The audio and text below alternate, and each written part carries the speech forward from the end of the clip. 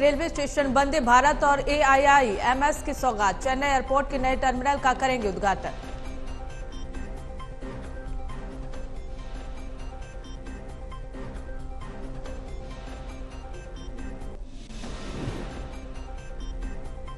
BJP नेता कैलाश विजयवर्गीय ने दिया विवादित बयान। कहा, लड़कियां पहनती हैं गंदे कपड़े। सोशल मीडिया पर वायरल हुआ वीडियो।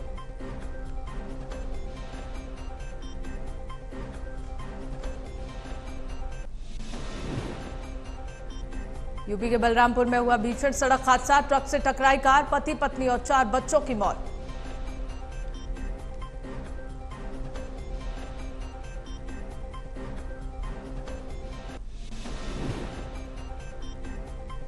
दिल्ली के टिकरी PVC मार्केट में लगी भीषण आग। मौके पर फायर ब्रिगेड की 25 गाड़ियां मौजूद। घंटों बाद भी आग पर नहीं पाया गया काबू।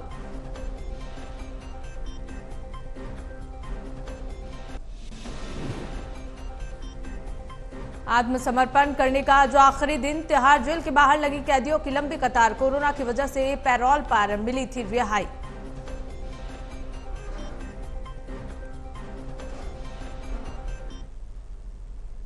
नमस्कार, बहुत बहुत स्वागत है आप सभी का न्यूज वॉच इंडिया पर। मैं हूं आपके साथ पूनम तांगरे। इसी बीच खबरों का रुख कर लेते हैं। वंदे भारत ट्रेन संचालन के लिए तस्वीरें साफ हो गई हैं। प्रधानमंत्री नरेंद्र मोदी 12 अप्रैल को अजमेर से जयपुर होते हुए दिल्ली के लिए चलने वाली वंदे भारत का शुभारंभ करेंगे। कुछ ही देर में इस ट्रेन को PM हरी झंडी दिखाएंगे। ये प्रदेश की पहली हाई राइज ट्रेन है। रेलवे अधिकारियों का कहना है कि इससे प्रदेश के लोगों को काफी लाभ होगा। ये देश की 13वीं वंदे भारत ट्रेन होने जा रही है। इस ट्रेन का पहला ट्रायल मंगलवार को हुआ था। अजमेर से जयपुर के बीच ट्रेन को चलाकर पूरी तरह से सिस्टम चेक किया गया था। इस ट्रेन को राजस्थान की जरूरत के अनुसार तैयार किया गया है। फिलहाल इसका ट्रायल रन में ठहराव अजमेर, जयपुर, रेवाड़ी और फिर दिल्ली रहा। लेकिन इसका वाणिज्यिक ठहराव कहां कहां रहता है, ये देखने वाली बात होगी।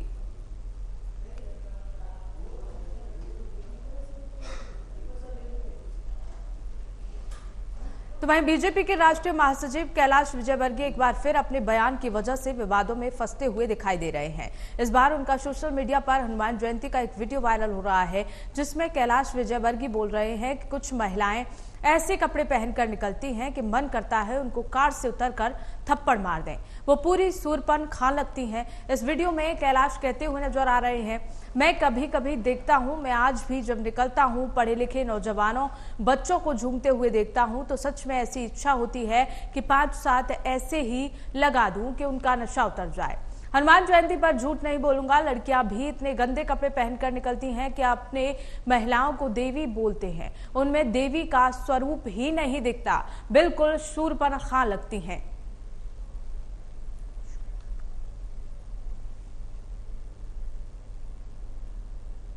लड़कियां भी इतने गंदे कपड़े पहन के, मैं रात में जब निकलता हूँ और पढ़े लिखे नौजवानों को, बच्चों को जब झूमते हुए देखता हूँ तो सच में ऐसी इच्छा होती कि उतर के तो इनमें 5-7 ऐसे तो नशा उतर जाए। सच में क्या भगवान की कसम खा के हनुमान जयंती को झूठ नहीं बोलूंगा। और लड़कियां भी इतने गंदे कपड़े पहन के निकलती है कि अपन महिलाओं को देवी बोलते हैं। उनमें देवी का स्वरूप नहीं दिखता, बिल्कुल सुपर्ण सा लगती है। सच में अच्छे सुंदर भगवान ने शरीर किया है, तो जरा अच्छे कपड़े पहनो यार। बच्चों को आप संस्कार डालिए। मैं बहुत चिंतित हूँ, इंदौर हर बात में नंबर 1 है।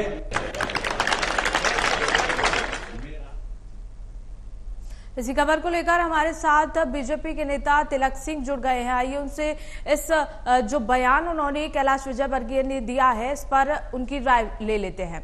तिलक जी, बहुत बहुत स्वागत है आपका न्यूज वॉच इंडिया पर। जिस तरह से बीजेपी नेता लगातार लड़कियों के बारे में ये कह रहे हैं कि लड़कियां गंदे कपड़े पहनती हैं और पूरी सूरपन खा लगती हैं, तो कहीं ना कहीं कमी जो है उनकी आंखों में है।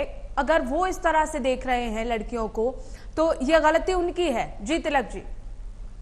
देखिए मैडम, मेरा मानना ये है कि कपड़े सोबर पहनने में कोई दिक्कत नहीं होती है। आदरणीय विजय जी ने जो भी बात कही है जी, उनका मतलब भी किसी एंगल से ये नहीं होता कि कोई उन्होंने लड़कियों के लिए अपशब्द बोले हैं या लड़कियों के लिए सम्मान नहीं है उनके मन में जी। ऐसा बिल्कुल भी नहीं है। लेकिन इस बयान से तो साफ जाहिर हो रहा है तिलक जी कि कोई सम्मान नहीं करते हैं वो लड़कियों का। नहीं, ऐसा देखिए, मेरा मानना बिल्कुल भी ऐसा नहीं है।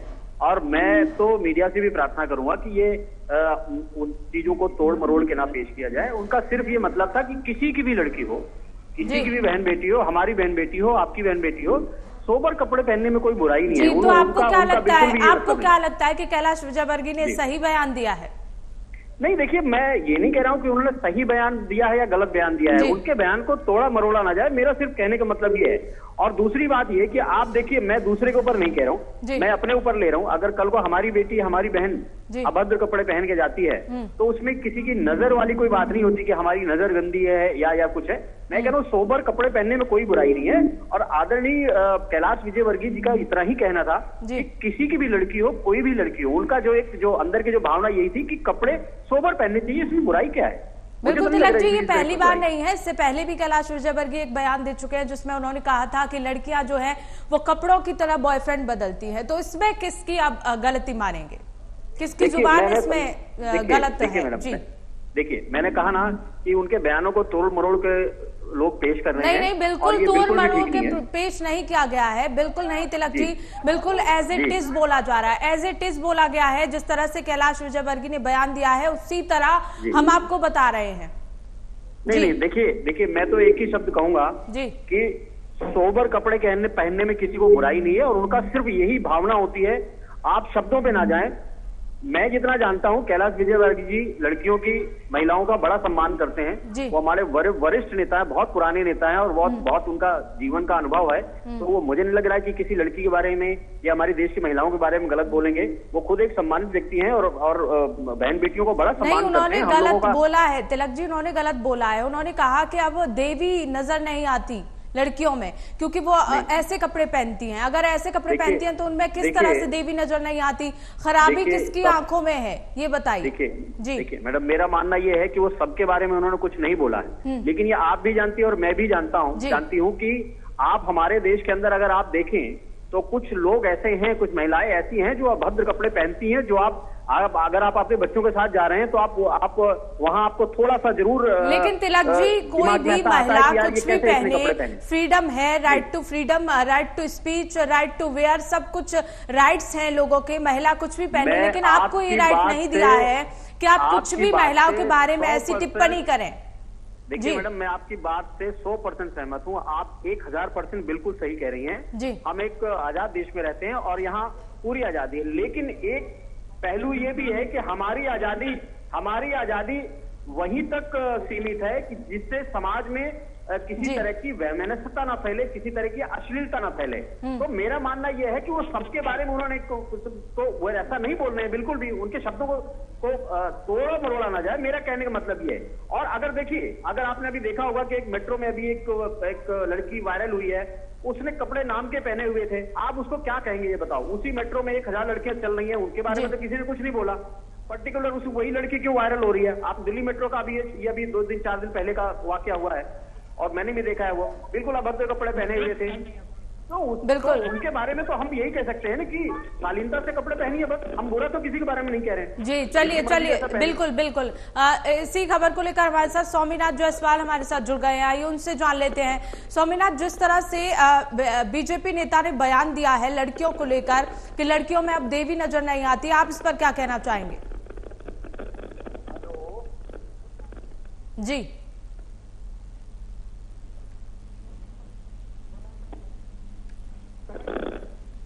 जी जायसवाल, आप सुन पा रहे हैं? तो जिस तरह से आपने कहा तिलक जी कि मेट्रो में एक लड़की का वीडियो वायरल हुआ और एक दायरा होता है, एक लिमिट होती है और उस लिमिट में रह के बातें कही जाती हैं। इसी खबर को लेकर हमारे साथ स्वामीनाथ जायसवाल भी हमारे साथ जुड़ रहे हैं। स्वामीनाथ, जिस तरह से बीजेपी नेता का बयान सामने आया है लड़कियों को लेकर कि लड़कियों में देवी अब नजर नहीं आती, इस बारे में आपका क्या कहना है? देखिए, बीजेपी का नजरिया और नजर दोनों गलत है। इस पार्टी में सेंगर जैसा विधायक एक बहन बेटियों की इज्जत पर हमला करके फिर रेपिस्ट होता है, जो चिन्मैया जैसा गृह मंत्री जो मसाज कराते मिलता है, तो उस पार्टी के लोगों का नियत और नीति महिलाओं को सम्मान की बात करते हैं, बेटी पढ़ाओ और बेटी पढ़ाओ की बात करने लगते हैं। देश का दुर्भाग्य है कि भारतीय जनता पार्टी नेता अक्सर देखने पर टिप्पणी करने का सोचे वो है। महिलाओं के प्रति क्या सम्मान, यानी हमारे देश में जो स्त्री का सम्मान, माँ समान जो माँ है, बेटी है, बहन है, और इस तरह से हमेशा भारतीय पूरे देश में जहाँ देखिए इतना भी। जी चलिए, ठीक है, बहुत बहुत शुक्रिया आप दोनों का हमारे साथ जुड़ने के लिए। तो वहीं गोरखपुर सीएम योगी शनिवार को सहजनवा में मिनी स्टेडियम का शिलान्यास करने के साथ ही गीडा में पेप्सिको प्लांट की स्थापना के लिए भूमि पूजन करेंगे। वहां से वो देवरिया जाएंगे, जहां 479 करोड़ रुपए के 233 विकास कार्यों का शिलान्यास और लोकार्पण किया जाएगा। 3 दिवसीय दौरे पर मुख्यमंत्री योगी आदित्यनाथ शुक्रवार को शाम गोरखपुर पहुंचे। सीएम शनिवार और रविवार को गोरखपुर समेत देवरिया, महाराजगंज में आयोजित विभिन्न कार्यक्रमों और विकास कार्यों के लोकार्पण शिलान्यास कार्यक्रम में शामिल होंगे।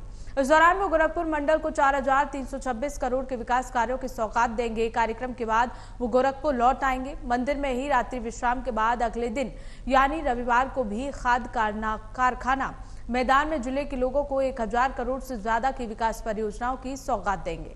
मुख्यमंत्री वहां जनसभा को भी संबोधित करेंगे। साथ ही वो महाराजगंज प्रस्थान कर जाएंगे, जहां 2790 करोड़ की 1058 विकास कार्यों का शिलान्यास और लोकार्पण किया जाएगा। रविवार को ही मुख्यमंत्री के लखनऊ प्रस्थान कर जाने की उम्मीद भी है।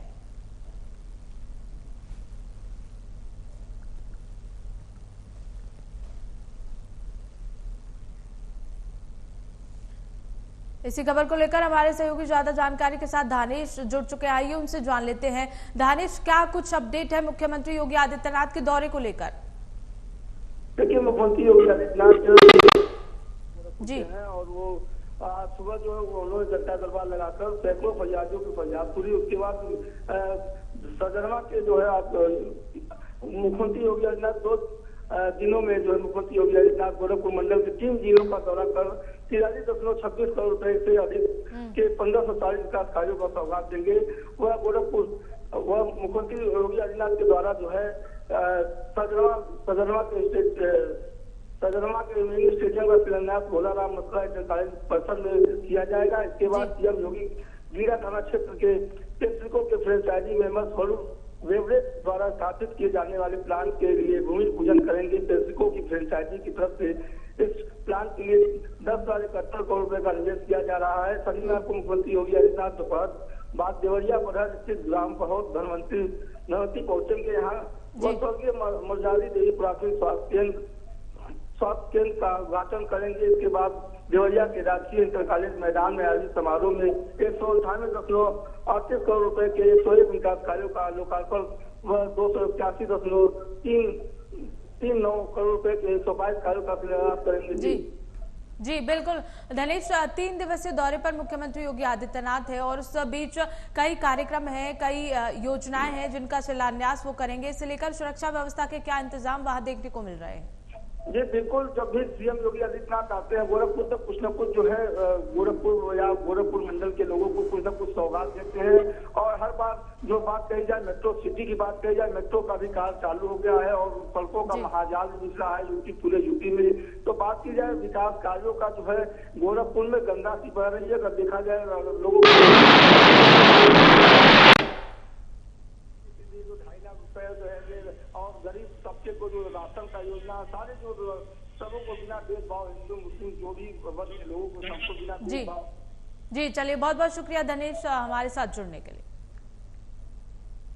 तो भाई लखनऊ से इस बीच बड़ी जानकारी का रुख कर लेते हैं। बीएसपी सुप्रीमो मायावती ने ट्वीट किया है, सरकारी कर्मचारी भी अब महंगाई से त्रस्त हो गए हैं। मायावती का कहना है कि सरकारी कर्मचारियों पर भी अब महंगाई की मार पड़ रही है। पुरानी पेंशन योजना को लागू करने की मांग की गई, इसका समाधान होना बहुत जरूरी है।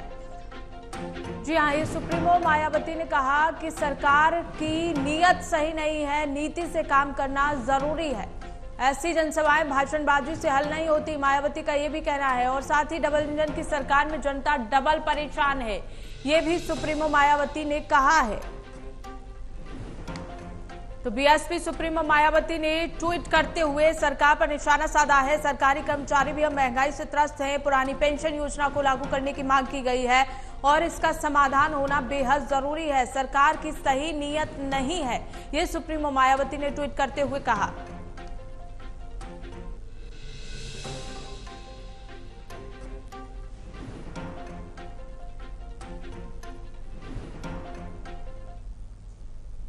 क्या आपने कभी सुना है कि जेल जाने के लिए भी होड़ मच सकती है? लेकिन ऐसा हुआ है।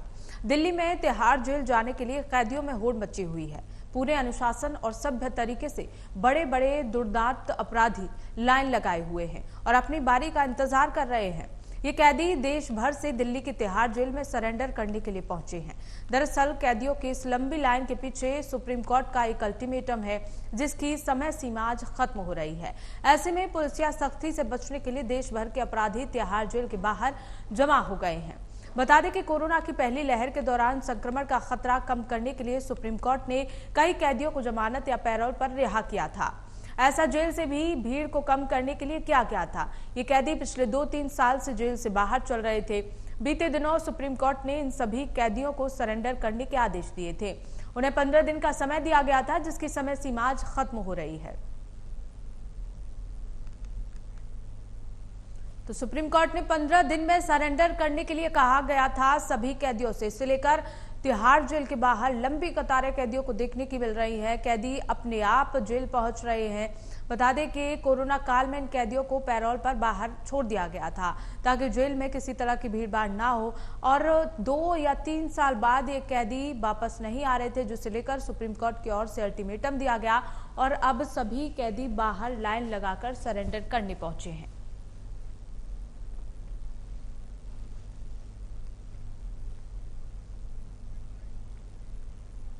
इस बीच बलरामपुर से एक ब्रेकिंग न्यूज। तेज रफ्तार अज्ञात वाहन ने कार को जोरदार टक्कर मार दी। अज्ञात वाहन की टक्कर से कार सवार 6 लोगों की मौत हो गई। 4 बच्चे और पति पत्नी मौके पर दर्दनाक मौत। कार सवार मृतक देवरिया के बताए जा रहे हैं निवासी थाना श्री दत्तगंज क्षेत्र के गालिबपुर चौराहे के पास की पूरी घटना बताई जा रही है। तस्वीरों में देखिए किस तरह से दर्दनाक हादसा हो गया।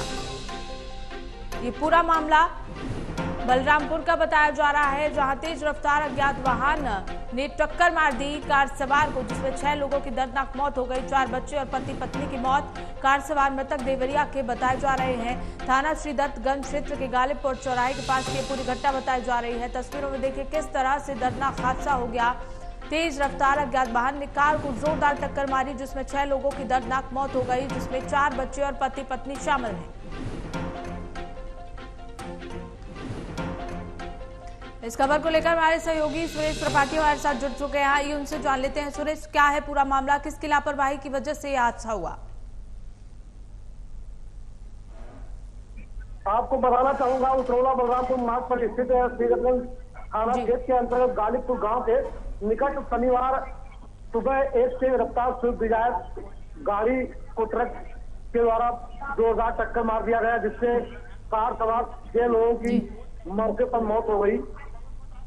इसमें तेज रफ्तार होने की वजह से यह हादसा हुआ है। तेज रफ्तार वाहनों पर अगर लगाम लगे तो सड़क हादसों पर लगाम लग पाएगा। जी बिल्कुल। क्या इसकी सूचना मृतक के परिजनों को दे दी गई है? जी मैं आपको बताना चाहूंगा, पुलिस के द्वारा मृतक के परिजनों को सूचना दी गई है, लेकिन अभी मृतक के परिजन पहुंचे नहीं है मौके पर। प्रशासन की क्या कार्यवाही चल रही है? प्रशासन के द्वारा मौके पर पहुंचकर शव को पोस्टमार्टम के लिए कब्जे में लेकर भेजा गया है। जी बहुत बहुत शुक्रिया आपका हमारे साथ जुड़ने के लिए। तो मैं हमीरपुर में ट्रक से टकराई श्रद्धालुओं से भरी बस। बुंदेलखंड एक्सप्रेसवे पर यह हादसा हुआ। ट्रक से टकराने से बस की सभी सवारियां पूरी तरह से घायल हो गईं। बस में करीब 22 श्रद्धालु यात्रा कर रहे थे। गंभीर हालत में 4 लोगों को कानपुर रेफर कर दिया गया है। श्रद्धालु दर्शन के लिए हाथरस से जा रहे थे चित्रकूट। हादसे में बस ड्राइवर की मौके पर मौत हो गई। मोदहा कोतवाली इलाके के खन्ना का मामला बताया जा रहा है। तो बस में करीब 22 श्रद्धालु सवार थे। गंभीर हालत में 4 लोगों को कानपुर रेफर किया गया है। श्रद्धालु दर्शन के लिए हाथरस से चित्रकूट जा रहे थे। हादसे में बस ड्राइवर की मौके पर ही मौत हो गई। तो दर्दनाक हादसा मोदहा कोतवाली की पूरी घटना बताई जा रही है। हमीरपुर में ट्रक से श्रद्धालुओं की बस टकरा गई। बुंदेलखंड एक्सप्रेसवे पर यह हादसा हुआ। ट्रक से टकराने से बस की सभी सवारियां घायल हो गईं। बस में करीब 22 श्रद्धालु यात्रा कर रहे थे। श्रद्धालु दर्शन के लिए हाथरस से चित्रकूट जा रहे थे, उस बीच यह हादसा हुआ।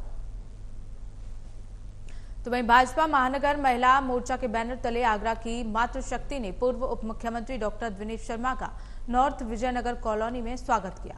बता दें कि भाजपा महिला मोर्चा की महानगर अध्यक्ष उपमा गुप्ता एवं उनकी टीम ने डॉक्टर दिनेश शर्मा को चांदी का मुकुट और राम दरबार की भव्य प्रतिमा भेंट कर उनका हार्दिक स्वागत किया।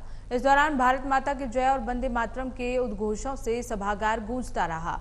इस अवसर पर मुख्य अतिथि के रूप में अपना उद्घोषण देते हुए डॉक्टर दिनेश शर्मा ने कहा कि शक्ति का प्रतीक हमारी माता बहनें देश और प्रदेश के विकास की प्रतिमूर्ति रही हैं। भारतीय जनता पार्टी की सबसे बड़ी ताकत और भारतीय जनता पार्टी के लिए सर्वोपरि मातृशक्ति है। इसलिए हमारे देश की राष्ट्रपति ऐसी महिला हैं जिन्होंने संघर्ष के बलबूते पर अपना सर्वोच्च मुकाम हासिल किया है।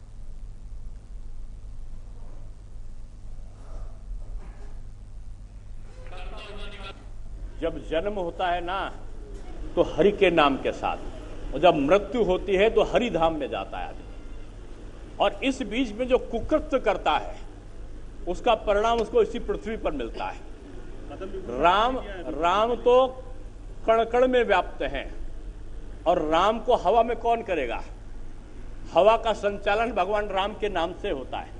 बुलंदशहर से ब्रेकिंग न्यूज का रुख कर लेते हैं। बुलंदशहर की बेटी ने नाम रोशन किया। पीसीएस परीक्षा में प्रदेश में तीसरा स्थान। नम्रता सिंह ने पहले प्रयास में हासिल की सफलता। नम्रता सिंह के परिवार में जश्न का माहौल बना हुआ है। अनूप शहर की रहने वाली है नम्रता सिंह। तो पीसीएस परीक्षा में प्रदेश में तीसरा स्थान। नम्रता सिंह ने पहले प्रयास में हासिल की है सफलता, और नम्रता सिंह के परिवार में इसे लेकर जश्न का माहौल बना हुआ है। अनूप शहर की रहने वाली है नम्रता सिंह, और आज देश का नाम नम्रता सिंह ने रोशन किया। पीसीएस परीक्षा में प्रदेश में तीसरा स्थान। नम्रता सिंह ने पहले प्रयास में सफलता हासिल की और इसे लेकर पूरा परिवार उनका जश्न मना रहा है।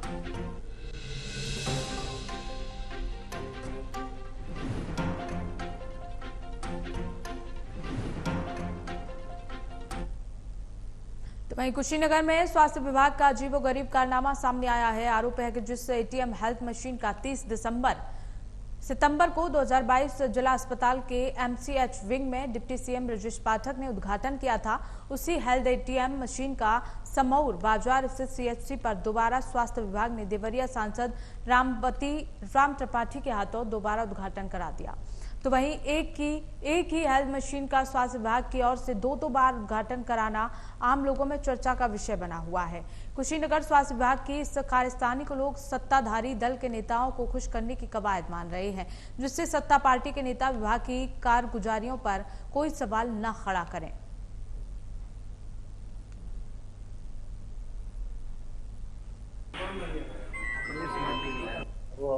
इसमें कोई चूक की बात नहीं है। इसमें माननीय मंत्री जी का जिले में दौरा था, तो ये हेल्थ एटीएम मंगाया गया था उस समय, क्योंकि इसका भुगतान विधायक से होना था, तो माननीय विधायक ने इसका पैसा दिया, तो उन्हीं के क्षेत्र में उसको। तो वहीं बुलंदशहर में गृह कलेश के चलते विवाहिता ने की खुदकुशी। फांसी पर लटका मिला 25 वर्षीय विवाहिता का शव। किराए के मकान में पति के साथ रहती थी मृतका मंजू। पुलिस ने मृतका के शव को पोस्टमार्टम के लिए भेज दिया। सिकंदराबाद कोतवाली क्षेत्र के मोहल्ला खत्रीबाड़ा का ये पूरा मामला बताया जा रहा है, जहां फांसी पर एक 25 वर्षीय विवाहिता का शव लटकता हुआ पाया गया। पुलिस ने मृतका के शव को पोस्टमार्टम के लिए भेज दिया है। सिकंदराबाद कोतवाली क्षेत्र के मोहल्ला खत्रीबाड़ा का ये पूरा मामला बताया जा रहा है।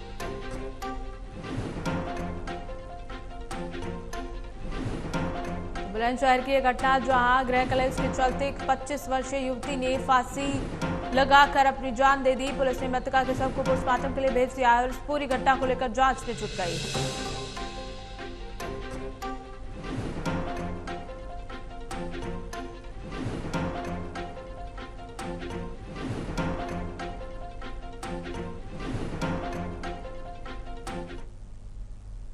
तो वहीं आगरा के थाना शमशाबाद के लखुरानी गांव में जमीनी विवाद को लेकर एक ही परिवार के दो पक्षों में झगड़ा हो गया। इस दौरान एक पक्ष की ओर से फायरिंग भी की गई, जिसमें एक महिला गंभीर रूप से घायल हो गई। जिसके बाद परिजनों ने घायल महिला को अस्पताल पहुंचाया और घटना की जानकारी पुलिस को दी। जिसके बाद मौके पर पहुंची पुलिस मामले की जांच पड़ताल में जुट गई है।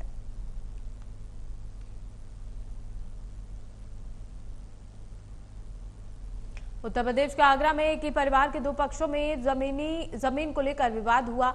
जमीन विवाद में गोली कांड यहां नजर आया। उत्तर प्रदेश के आगरा की पूरी घटना बताई जा रही है।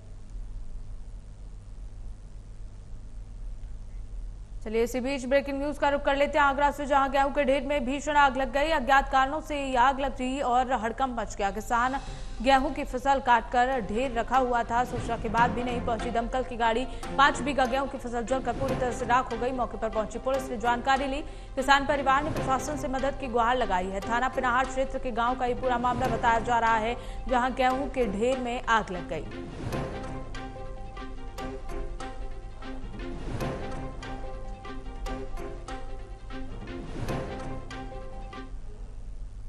बलिया के बांसडीहा थाना क्षेत्र में अज्ञात कारणों के चलते एक झोपड़ी में आग लग गई। देखते ही देखते आग ने विकराल रूप ले लिया और करीब दर्जनों झोपड़ियां आग की चपेट में आ गईं। वहीं आग की चपेट में आकर 8 साल का मासूम और एक राजमिस्त्री बुरी तरह झुलस गए। झोपड़ी में बंधे मवेशी भी गंभीर रूप से झुलस गए। घटना की जानकारी मिलते ही मौके पर पहुंची पुलिस ने किसी तरह आग पर काबू पाया और घायलों को इलाज के लिए अस्पताल भेजा।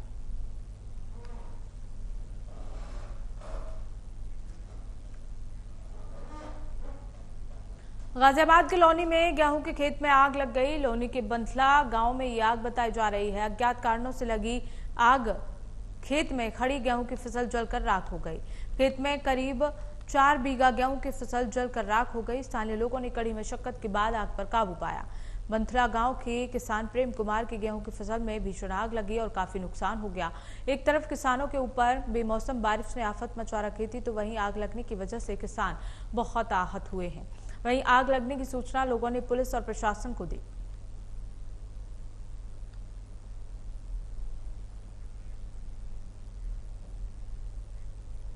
तो वहीं बिजनौर में रामगंगा बांध के गेट में फंसी बाघिन। जिम कार्बेट पार्क के अफसरों ने बाघिन को निकाला। घंटों मशक्कत के बाद फंसी बाघिन को सुरक्षित निकाला गया। कालागढ़ उत्तराखंड रामगंगा बांध के गेट का ये पूरा मामला बताया जा रहा है।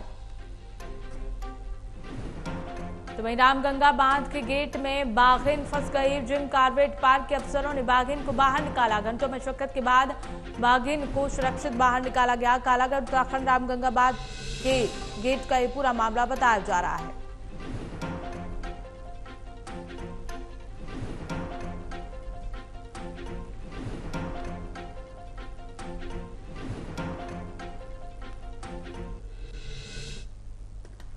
फिलहाल खबरों में बस इतना ही। देखते रहिए न्यूज़ वॉच इंडिया।